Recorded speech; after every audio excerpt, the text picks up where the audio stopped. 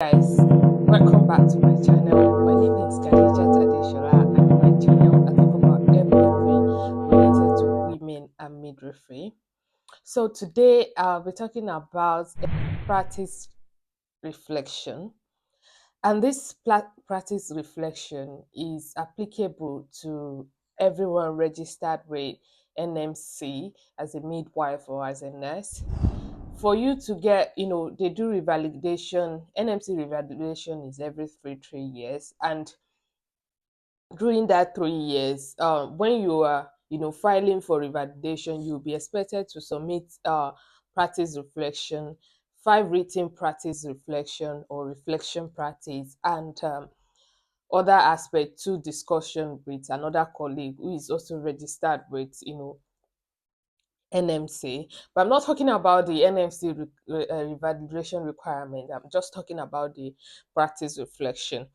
Aside for NMC, your license revaluation or NMC revalidation, if you're a newly qualified midwife in the country and you are under your preceptorship program, your manager might ask you to submit reflection practice, just to prepare you ahead of, just to let you know how to write the reflection practice, or just for you to reflect on your, on what you've done so far, what you did well, on what you really need to pay little attention to. So so basically, that's what I'll be discussing in this video. If that look like what you are interested in, please kindly stick around, watch this video till the end, and don't forget to like, comment, share, and subscribe to my channel. And also, if you are my returning subscriber, thank you so much for subscribing. I really do appreciate you all my subscribers. I appreciate each and every one of you, and I do not take your love for granted. As at the point of making this video, I have about 1.7 subscribers. Like, thank you so much. Appreciate you. So, talking about reflection. So just as the word reply, reflection is like looking back, having a thought about, what have you done, or what happens, what did you learn about it or something. So basically, reflection is like looking back, having a thought, you know about something that has happened, really. So reflection could be about something that you have done good, done well, or something that you really need to, like, learn about, or you really need to upgrade on. So for you to write a good practice reflection, you have to go to the NMC website to download the reflective account form. So they have a form that already says how they want how they want the practice reflection to look like or to be. So they already have the form, and the form have about how many heading: one, two, three, four headings. So you're expected to write in each category when you're writing your um reflection. And the form must be used. Yes, you must use the form, whether you're writing reflection for, just for your own self, like keeping it for yourself, or you're writing it for you to be able to use for your revalidation. You have to download the form from the NMC website, which is, and to get to NMC website, that's not hard. Just type NMC on your, NMC on your Google search. If you're already in UK, you don't need to put UK. It will bring it, and their logo and all of that. So you see everything I'm talking about on their on their website. Also on their website, they have some couple of examples which you can have a look at, just to, tell you how to write your reflection. During this video as well, I'm going to be talking about my own personal reflection that I have written, and I'm going to be sharing it with you as well as we go along in this video. So basically, passive reflection is the ability to reflect on your own actions so as to engage in process of continuous learning. Basically, like reflecting on your own action, having a thought of what you have done or what has happened, and you're only mainly doing this for the purpose of learning from it. Is it that you're learning that, oh, I should keep doing that, that's a good thing, it's a good thing I've done, let me continue doing it? Or what I have done is, I have to, like, it's not too good for me, he's not too good for the patient. I have to improve for my practice. And also, how can I improve on my practice? So you reflect, you have a thought of it, and that is what you've written down on your practice reflection. So your practice reflection could be related to CPD courses or CPD, continuous professional development. Maybe you went for a course and you learned something about from that course, you get something, then you can have a reflection on that. You can also write a reflection on practice related feedback you have received. Maybe a patient compensate a patient appreciate the way you care for him or her, or the way you care for them. Patient or patient relative appreciate the way you care for them, you can write a reflection about that. Patient or relative complain about the care you've rendered to them, you can write a reflection on that as well. Or you made a mistake in your practice, you did something wrong. Of course, you do your duty of candor or something, you can also write a practice reflection on that, so that, just to ensure that that kind of thing does not repeat itself. You can also write plastic reflection related to event or experience on in your professional practice. So, just something related to, like, feedback, event or experience. So maybe something happened, maybe you in the ward, the consultant did something that you don't know about before, or that you learned something about it. You can also write reflection on that. That doesn't mean that you're the one, in that, really, that I really participate about that. You can write a reflection on that. You can have a reflection about, when an emergency buzzer goes off, you went there, something, you saw them doing this and that. You want to, what you learn from it, and how that has benefited the patient, and you relate it to the NMC code of practice as well. Writing reflection make you to make help you to make sense of situation, and, just basically learning from what has happened, and also identify where you need to improve on it, and how to put changes or improvements in your everyday practice. So basically, before I go on, to to talk about my own reflection, or give an example of, reflection practice that you can write. I'm going to talk about some things that can help you while you're writing your reflection practice. So the first thing is, you can think about what you learned from the event that has happened. Add, how did you address any issue that happened? How has that impacted on your practice? Are there any changes you can, quickly apply to your practice? Are you able to support yourself better? And what can you do to meet any gap in your knowledge, or in your knowledge practice, really? So that may talk about, okay, maybe something happened, you can think about course you can enroll yourself on, just to make yourself, get more aware of the situation, and to be able to have to prevent that kind of thing from happening in the future. And this will also in turn improve the services you render to the ladies, really. So basically, looking at the reflexive account form, which I have downloaded.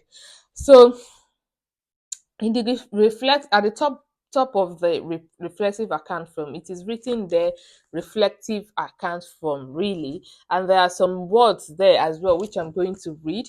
So it says that this is directly from NMC website. I said that earlier. So you must use this form to record file written reflective account on your CPD and or practice related feedback, and or an event or experience in your practice, and how this relates to the code. Please fill in a page for each of your reflective account, making sure you do not include any information that might identify a specific patient, service user, colleague, or other individuals. Please refer to our guidelines on preserving anonymity in the section on non-identifiable information in how to validate with the NMC. Basically, this is just a summary of what I have said earlier, what the reflection is talking about, and which aspects you can relate the reflection to.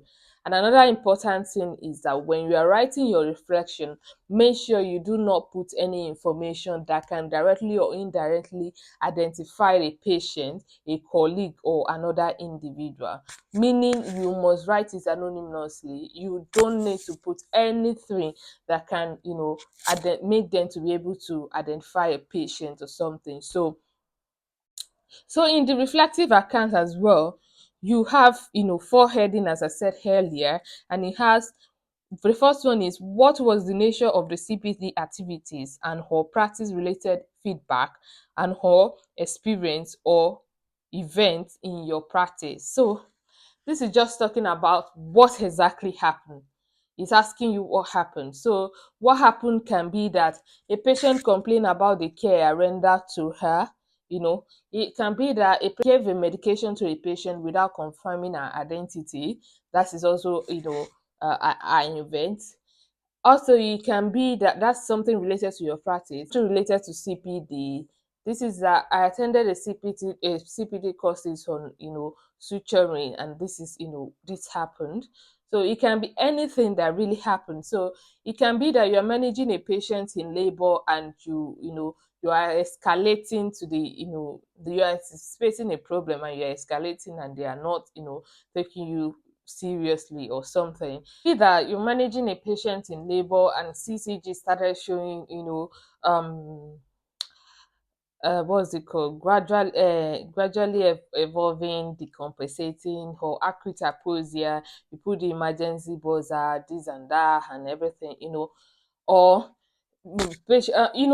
you can just, depending on whatever situation it is. So that is what you are meant to put in that place.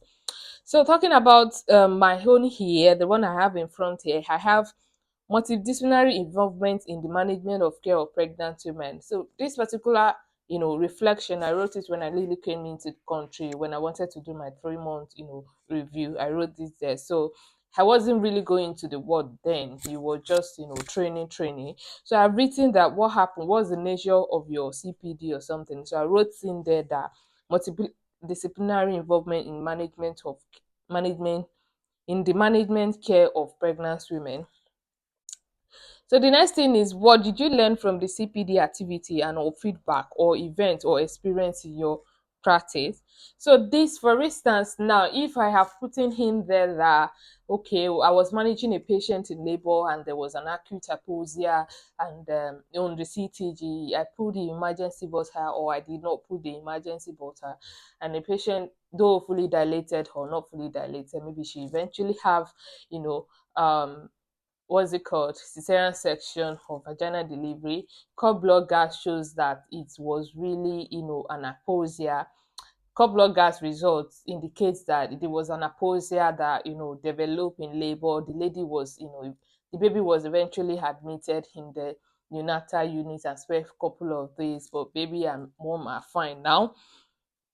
So in that aspect, I'm going to write that, what did you learn from the CPD activities and or so I learned that maybe in that situation, maybe I put the emergency buzzer too late, or I did not put the emergency buzzer. So I would say that I learned that, acute hypoxia should be taken seriously and emergency action should be sought for immediately.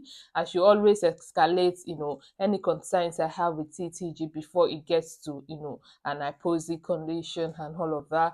And, I could also learn that if I had put the emergency bus there earlier as well, so I learned that it is and if I put the emergency buzzer earlier, cord blood came fine and baby was fine as well. So I'm going to put it that way.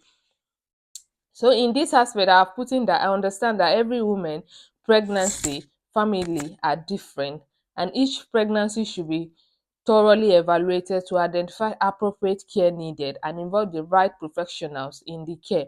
Example, involving dietitian in care of pregnant women with gestational diabetes. Yeah, so that's about multidisciplinary involvement. So I already said in the first place that what happened was about multidisciplinary involvement. So maybe I attended a CPD training and I, learn about that. So what did you learn from it? So what I learned from it is that everybody is different and each pregnancy should be it should be, dealt with as a whole, and they should be thoroughly evaluated. There should be risk assessment at every appointment we are having with that women. And as much as a new risk is being identified, try as much as possible to refer the woman to the, appropriate discipline as soon as possible. For instance, if a woman is complaining of headache as well, that is not going, severe headache, you've done everything, it is not PET, headache is still not going, you try as much as possible to refer that lady to, the neurology team or neurological team and all of that. So that is, something I have learned about multidisciplinary involvement. And also I talk about, what I actually talk about here is gestational diabetic, involving the, dietitian in gestational, in patient with gestational diabetes, because they are more good at, feeding and all of that. And diet can also help to control gestational diabetes. The next thing is, how did you change or improve your practice as a result? So I've talked about what happened, I've talked about what I learned. Then the next thing is now is asking me, how did you change your, practice regarding that? So in the situation of, the example I was giving about, hypoxia, acute hypoxia and all of that. So what I will say that I have learned is that ensure close monitoring of women in, in labor, especially, in labor really, on CT, and ensure you escalate any concerns on CTG as soon as, possible. Do not also expedite delivery in case of, acute hypoxia. So in this one, I have written that I ensure each risk factors identified are duly escalated and the right people or discipline and involved in the care. So that's, something I've learned or I am doing to, to improve my practice in the multidisciplinary involvement. I've said it before, ensure that any risk assessment, any risks identified are, being escalated to the appropriate authority. For instance, if you're a community midwife and you're in a midwifery, you're doing the midwifery led care stuff, even if the patient is, low risk and all of that, at any point when you identify any risk, do not hesitate to, refer the patient to the consultant, so the patient care will be transferred to consultant led care. So now the last part is, how is this relevant to the code? So in this aspect, you are expected to relate what you have learned to the four NMC code of practice, which is prioritize people, preserve safety, promote professionalism and trust, and the next one is practice effectively. So you can relate it to any one of them, or one or more of the, codes. So it's not necessary that you relate it to the four codes, but if you can, that's fine. If you can relate it to one, that's fine. If you can relate it to two, that's fine. So I have written here that involving multidisciplinary team could mean preserving the safety of the care rendered, promoting professionalism, which in turn increase the quality of maternity care rendered, and favorable outcome. So if there is, multidisciplinary involvement and everybody is doing what they are expected to do, it makes sure that our practice is being saved, and it also promotes, professionalism and trust, and also ensure that, patients receive the best care. So I hope we understand about. I hope when you watch this video to this end, if you are struggling with writing your reflection, you learn something about that. This is not only applicable to midwife. It is also applicable to nurses. You are expected to write, the reflection as well. I've also written another reflection about guidelines and, clinical guidelines, understanding your hospital trust, guidelines and protocol, and applying it when necessary. So if you are in the UK, or if you are a practicing nurse or midwife, really, you should understand that each trust have their own guidelines and policy. This reflection I'm talking about is a general something in the UK. So it's applicable to everyone. However, guidelines and protocol are different from one hospital to the other. Even if you are an NHS staff in a trust and you've migrated to another, region, you're now working with another NHS trust, you still have to learn about their own guidelines and protocol, and this might be different. So this is a kind of things you can write reflection about as well. And I've written about communications as well, and I've also written about a patient that complain about the care that I've rendered, and I realized that this complaint was due to miscommunications, or the patient not understanding what information I was passing, and all of those things. I've written a reflection about that as well. I have made a mistake in my practice as well, which I wrote a reflection about, and I also write, learn about it really. So in a situation when you are expected to do a duty, when something happened and you're expected to do a duty of candor and you did it, so it's a good thing for you to, write reflection about, and also ensure that you learn from the event, and you do not allow that to happen again.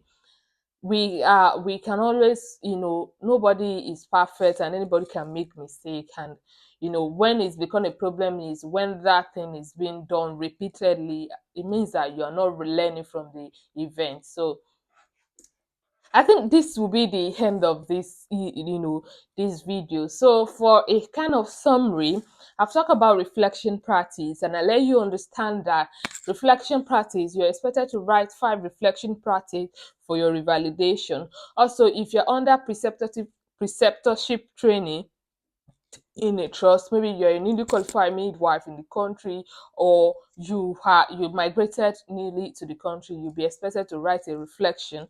And reflection is about, thinking about what has happened, what did you learn from it, or what you should do better. And the reflection can be related to, CPD courses that you've attended, related to an event or your practice. And when you can write reflection about anything, you can write about something that you've done good, or you can write about a mistake that you have made as well. And when you write it, you write the nature of the event or the CPD courses. You write about what you learn from it and how you want to improve your practice according to that. Then you relate it to the 4 NMC code of practice, which is prioritize people, preserve safety, practice effectively, promote professionalism and trust. If you learn one thing or the other from this video, please don't forget to comment on this video. So comment, like, and share, so other of your colleagues can also get to see the videos as well. For those of you that have been sharing my video, thank you so much. I really appreciate. And I will see you in my next video. Oh, don't forget, I do the Migrant Month series now. So if you are a mom in another country, it could be UK, Ireland, Canada, or any other country, in as much that is not your home country, and you're happy to share with us how you're coping with the challenges of motherhood, being an immigrant, and also working or not working, please don't forget to send me an email, and we're going to arrange when you're free and we can have the section. Thank you so much for watching. I really appreciate it. See you